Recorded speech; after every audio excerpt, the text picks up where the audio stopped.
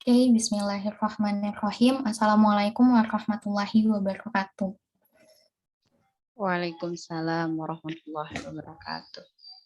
And good afternoon, everyone. Afternoon. Okay. First of all, let us thanks to the Almighty Allah Subhanahu wa Ta'ala because of His blessing. So we are able to gather in here in Zoom meeting. And also don't forget salawat and salam to our Prophet Muhammad Sallallahu Alaihi Wasallam, who has brought us from the darkness to the lightness. Okay, so today we are gathered again in Zoom meeting to discuss uh, about the material of the discourse analysis, about understanding the concept of discourse analysis. So there are 5 questions that we will discuss together. Uh, so let's jump right to the first question. So the first question is, why should we learn the genesis of discourse analysis? Please explain your answer. So for the first, I will give the chance to Sister Riska Amalia. Time yours. Yeah, thank you for the uh, for, thanks for giving me this opportunity. I will answer. So, in my points of view regarding this question, as we already know, that the genesis of discourse analysis in this context means a search that builds the existence of discourse analysis until being a subject, of course, nowadays. So, considering that, the reason is obviously known that we should at least know the source or the origin of discourse analysis if we are starting to learn discourse analysis and if we are willing to gain more understanding about discourse analysis itself. So to be able to answer particular questions such as how did the term discourse analysis exist, or what does it start with, or maybe what knowledge influenced it, and etc. Those questions will be answered if you learn the genesis of discourse analysis. Okay, I think. Thank you. Okay, thank you. That's a very nice explanation. So for the next, I give a chance to Sister Jumatia to give your explanation. Time's yours.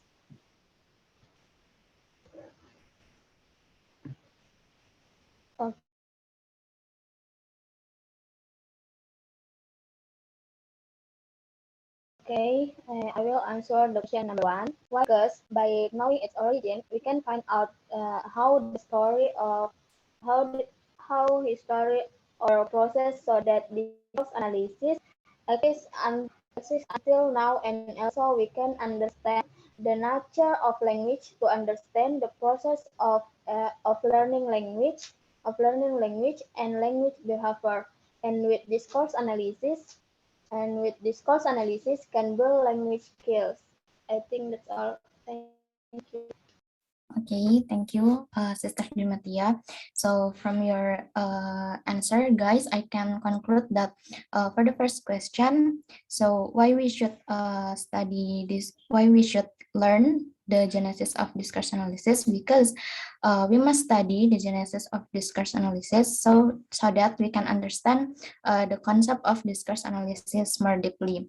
And also, like what Sister Riska said before, the genesis here is like a search. So when we want to learn about discourse analysis, so that we should learn about the genesis of discourse analysis first. Okay, let's move to the second question. So do you agree with saying that the development of discourse analysis theory is strongly influenced by the development of linguistic theories? Why? Please explain the reason for your position. So for the first, I'll give a chance to Sister Jumatia. Time's yours. Well, yes, I agree because discourse theory itself is field of linguistic study.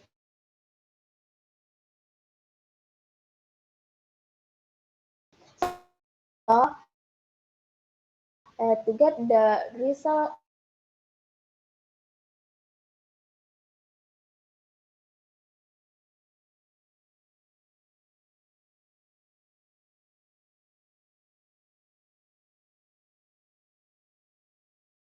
of the analysis. It is better to defend the then. In general, the discourse analysis is examine the use of thinking. So it is not surprising development of discourse analysis. Discourse analysis theory is strongly influenced by the development of linguistic theory that gave rise to the theory of discourse analysis. Thank you. Okay, thank you, Sister Jumatia. That's a very nice explanation. So for the next, I'll give a chance to Sister Riska Amalia to give your answer. Thank you. So I will answer. Yes, I do agree, just like Sister Jumatia. Yes, I do agree. And based on my position as an English education department student, I have two reasons why uh, I agree about the statement. The first one is about my journey in this major. So in the first year, we learn about uh, phonetic and phonology, which is study about sound. In the second semester, we learn morphology and syntax, which is study about the formation of word and sentence. And then in the third year, especially in the fifth semester, we learn about more semantic and pragmatic, which is study about meaning. And now in the sixth semester, we learn about discourse analysis. So it's obviously that it is continually learning. So the second reason is, as we already discussed in last week, that those who should learn discourse analysis are those who have knowledge about linguistic elements such as phonetics and French. And if we have finished studying those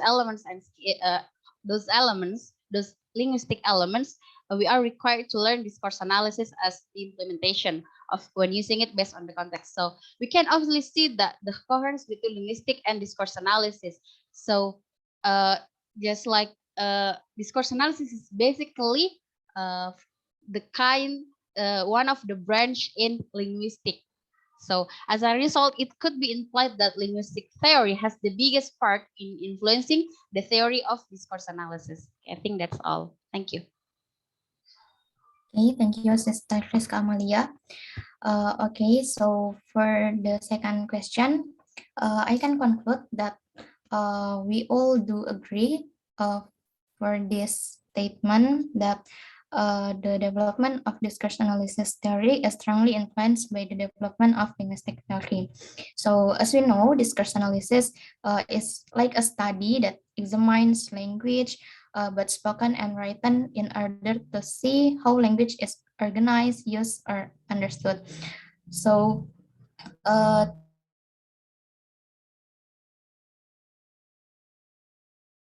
to perform this study of language. So this is in line with the components.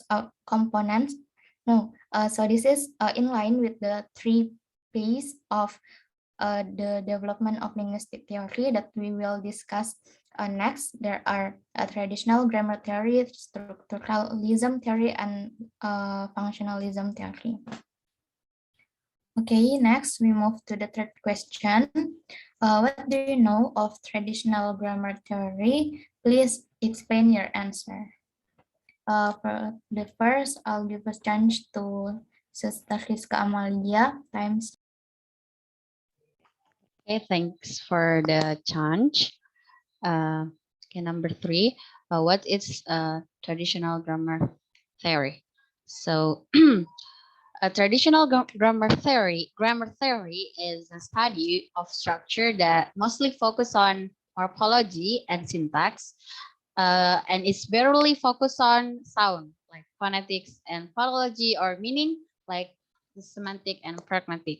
And it was introduced and developed by the 18 until 19 centuries in Europe. And the main principle of traditional grammar theory is the fact that the grammars conform to the view that one dialect or variety of a language should be treated as a superior and should be the norm for all of its speakers. And in a teaching foreign language, teacher must provide clear guidelines to all learners of the language, and that should be fully studied and followed, or it's teacher centered, and only words, sounds, and sentence structures of the search language are allowed to speak by the learners, and the learners cannot use language patterns that differ from the reference language or the source language. And it use it use prescriptive and prescriptive rules. And the product of this theory is like grammarians and linguists work together and publish 270 grammars of English and standard English dictionaries. And one of the biggest work in this traditional grammar theory is from Lindley Murray's English grammar.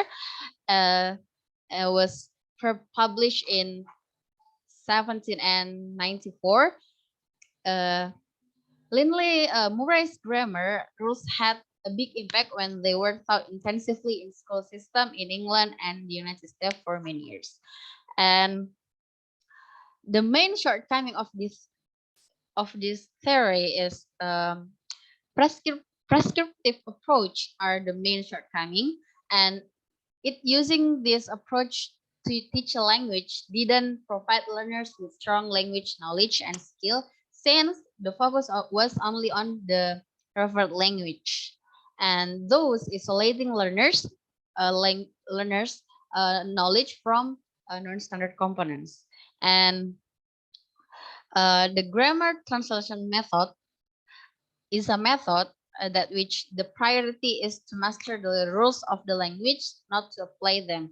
And the translation process of this method range from simple to complex. And for example, from the target to the mother tongue, and followed by a translation from the mother tongue to the target language. And the relation between a grammar translation method, or GTM, and traditional grammar theory is, according to SIA in 2014, inspired the development of the uh, traditional grammar theory, inspired the development of the grammar translation method in language instruction. So this strategy was used by many teachers at the time to guide their language classes. I think that's all. Thank you. Okay, thank you, Sister Riska Amalia, for your nice answer. Okay, next for the next speaker, I will give a chance to Sister Jumatia. Time's yours. Well, I will answer question number 3. Traditional grammar theory is a study of the structure and formation of words and sentences, often with little to do with sound and meaning. And then the main principle promoted by this theory is that grammar in this tradition reflects that perspective view that one dialect or variation of a language should be followed more highly than another, and should become to normal for all speakers of that language. And what should be done by teacher who adopt the principle of teaching a language, namely teachers or grammar expert should study English further by using and enforce the rules that govern how language is used. And one of the most powerful product on grammar in the 18th century is literally Murray grammar of Murray's English, which was published in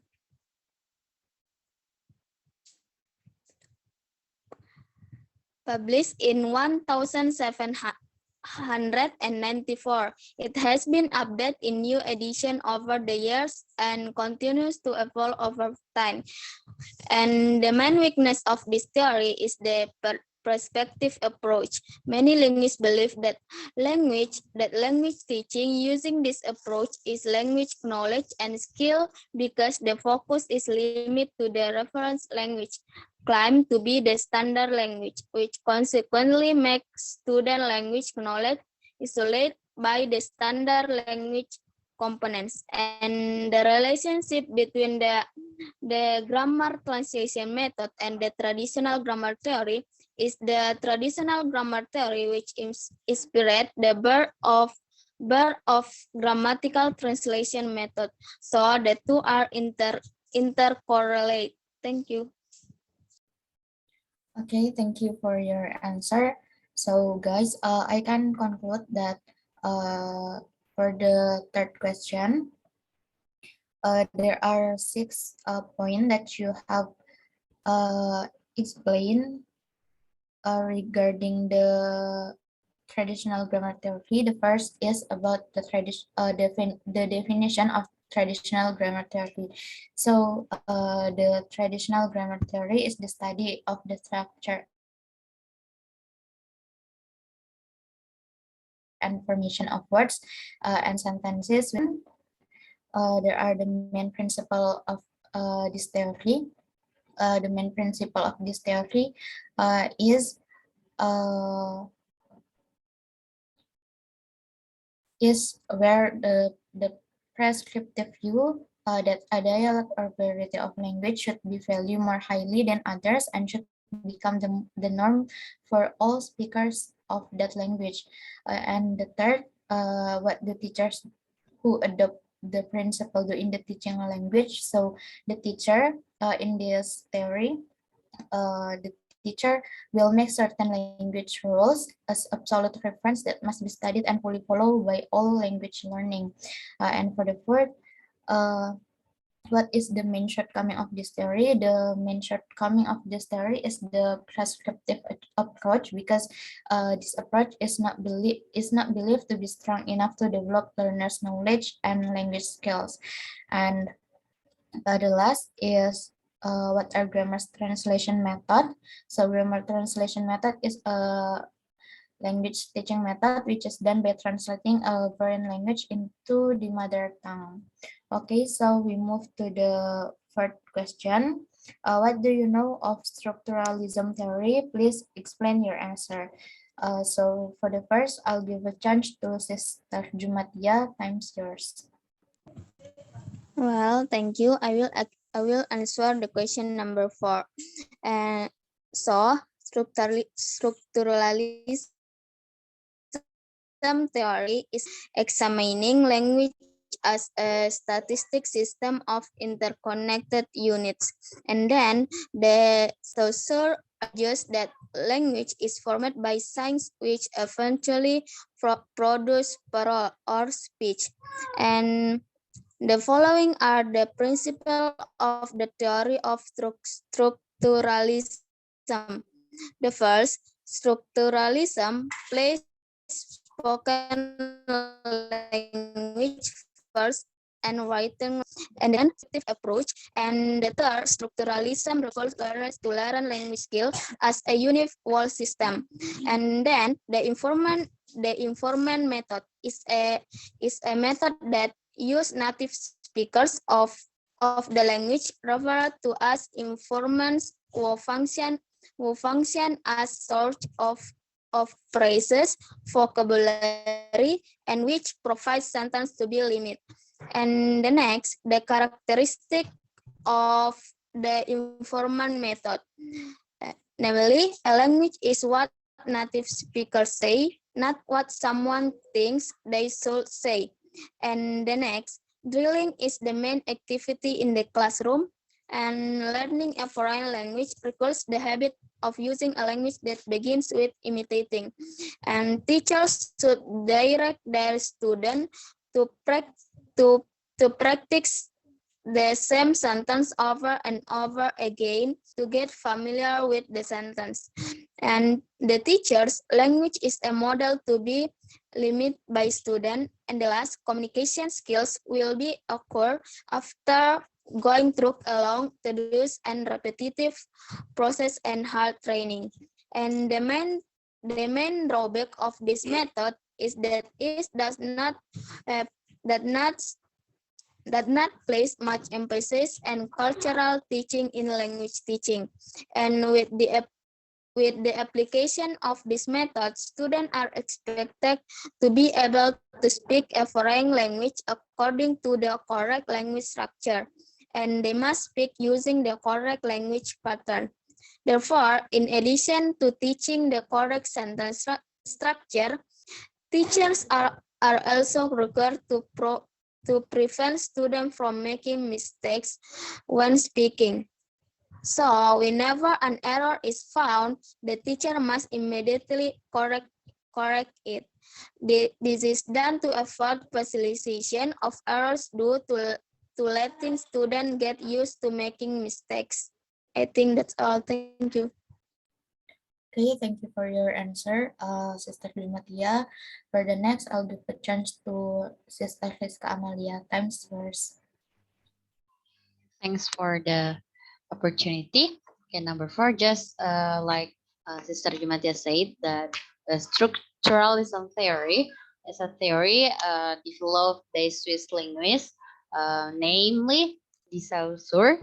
And the goal of this approach was to look at language as a static system of interrelated elements. So it used a signifier and also combining the signifier and the signified of the to obtain its meaning. And the main principles are uh, first, it is the structuralism priorities spoken language over written language, and it use a descriptive approach, and it requires students to learn linguistic skills as a whole, and individuals require a sort of language components to imitate in order to improve their language skills. So it's about imitation, and uh, the informant method is also well known as an audiolingual method, and it was named the informant method because it used as a native speaker of the language as a source to imitate phrase, vocabulary, and sentences they use. So, one of the key principles of the audiolingual method is that the language teacher should provide students with a native speaker like model. And the relationship between informant method or audiolingual method with the structuralism theory is the informant method and they related because the audiolingual method was born by adapting the principles of the structuralism theory itself. And the characteristic of the method are it's focused on what its native speakers say, not on the other thing they should say. And it's in classroom, they use drilling activity most, and it's focused on accuracy. Errors are considered to be bad and to be avoided. And teachers language serve as a model for the students to follow. This teacher oriented. So uh, and the main shortcoming of this theory is that the method doesn't place a strong emphasis on the teaching of culture in language classes, and this is because this is because the concept of the theory are adapted toward the acquisition language skill as a whole system, and the narrow analysis is a way for teachers to pay attention and ensure that students didn't make any errors while speaking the target language. And the relation between the structuralism theory is the error analysis was significantly developed during the structuralism theory era. And the main purpose is to inform teachers about common formal mistakes that students make. Okay, I think that's all for me. Thank you. Okay, thank you for your answer, Sister Riska Amalia. For the next, I'll give a chance to Sister Nur Afni. your answer, Sister Fiska. Conclude that there's a point that you guys have explained about the structuralism theory. The first is the definition of structuralism theory, and what what does the Saussure say about the structure of language. So regarding of what you guys said, structuralism theory is a branch of linguistic theory that focuses on examining language as a static system of interconnected units. And the Saussure argue that language is formed by signs. So a sign is a combination of a signified and signifier. And for the second, what are the main principle of this theory? Uh, so this in in principle, this theory places spoken language as the first and written language. This theory use a descriptive approach and also requires learners to learn language skills. And what is informant method and what is its relationship to the structuralism theory? So informant method is also called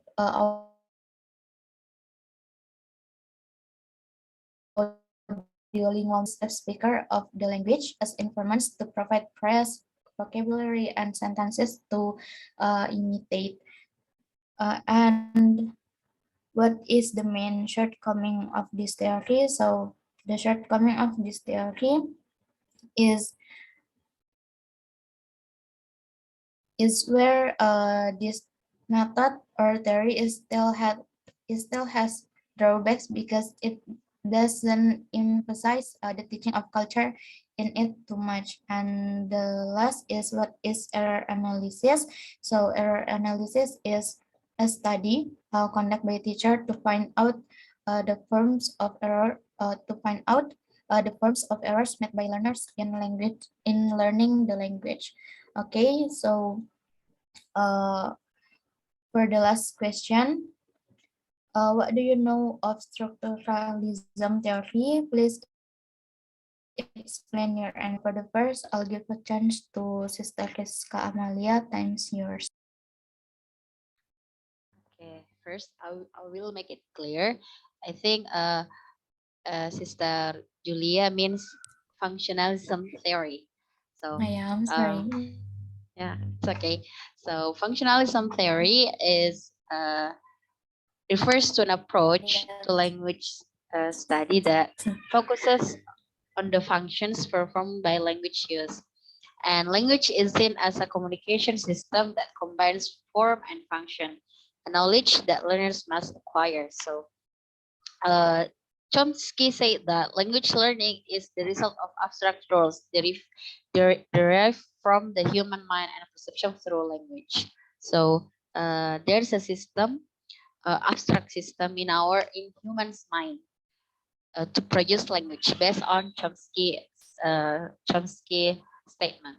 And the difference between Chomsky's uh, views and hymns about language are Chomsky views language as a grammatical competence, whereas uh, hymns views a language as a communicative competence, which is divided into grammatical, sociolinguistic, and contextual competence. And in Chomsky said that uh, we use human's mind has abstract abilities, knowledge to make sound and meaning. And but for him, he said that rules of grammar, including phonology and French, it rules for their use in socially appropriate circumstances. And Chomsky say his views is based on the form from the grammatical structure, but for him uh, it's both form and function. And uh, the main principle of this theory is looks at language function as well as language form. So it's not only the function, the form, but also the function. And language discourse is analyzed both orally and writing, not to identify the purpose behind the use of certain utterance in communication. And the CLT method, or communicative language teaching, is an output based on the communicative approach developed by him. So CLT is an approach to the teaching of second and foreign language that emphasize interaction as both the means and the ultimate goal of learning a language. And the relation between CLT and functionalism theory is functionalism theory was a result of the rise of the communicative approach to language theory, or the CLT. And the relationship between discourse analysis and functionalism theory, some linguists have used the functionalism theory as an inspiration to conduct a research on discourse analysis in order to discover the social and cultural aspects of language used by humans to communicate. Okay, I think that's all for me. Thank you. Okay, thank you, Sister Riska Amalia, for your nice explanation. Next, I'll give a chance to Sister Jumatia. Time's yours.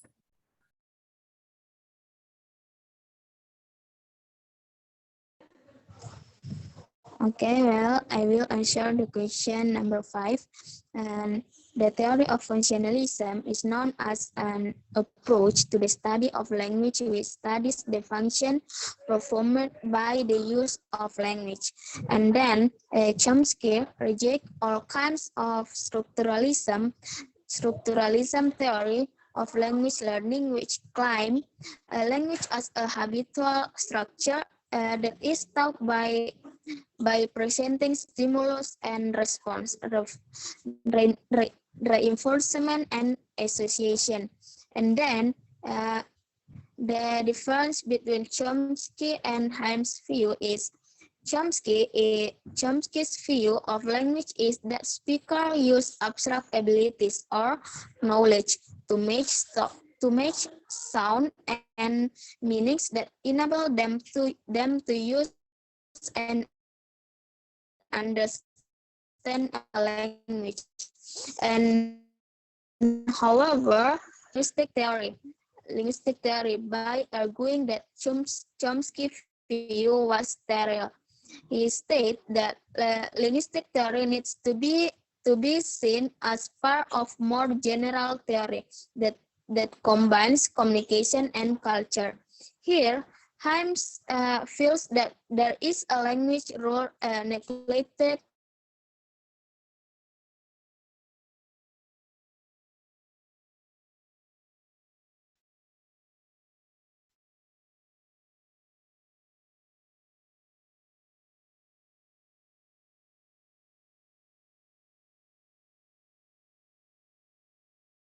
in the communicative language teaching method, or CLT, is a communicative approach that has developed and transformed into various types of language teaching method that emphasize two main things. The first, teaching language skill is not enough just to teach such form of language, such as pronunciation, vocabulary, and grammar. And the next, knowledge of language form must be supported by knowledge of how language function for communication according to the social and cultural context of its issue. And the relationship between communicative language teaching and the theory of functionalism, namely the communicative language teaching method, is considered as the basis of uh, for the emerging functionalism theory. I think that's all. Okay, thank you for your answer. So, for the last question, I can conclude that there are 5 points that you guys have explained regarding to the functionalism theory. The first is what is functionalism theory and what does Chomsky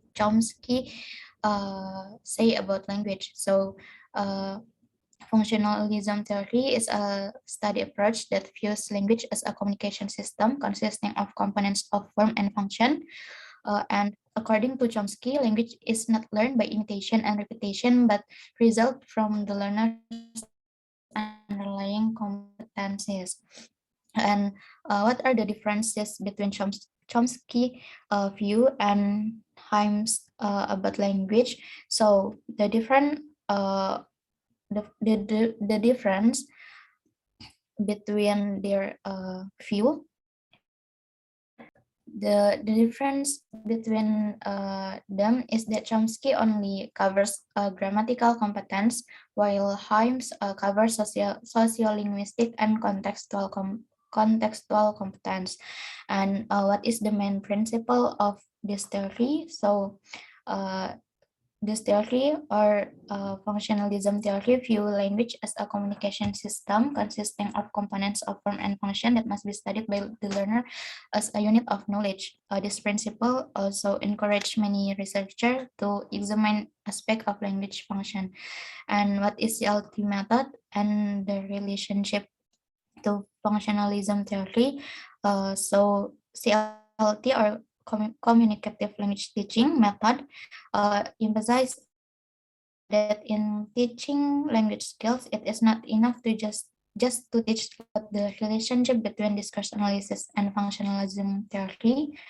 So uh, the relationship between them is that there are the need for the form and function of language. So both of them describe language in context so that language can be better used when communicating in social life.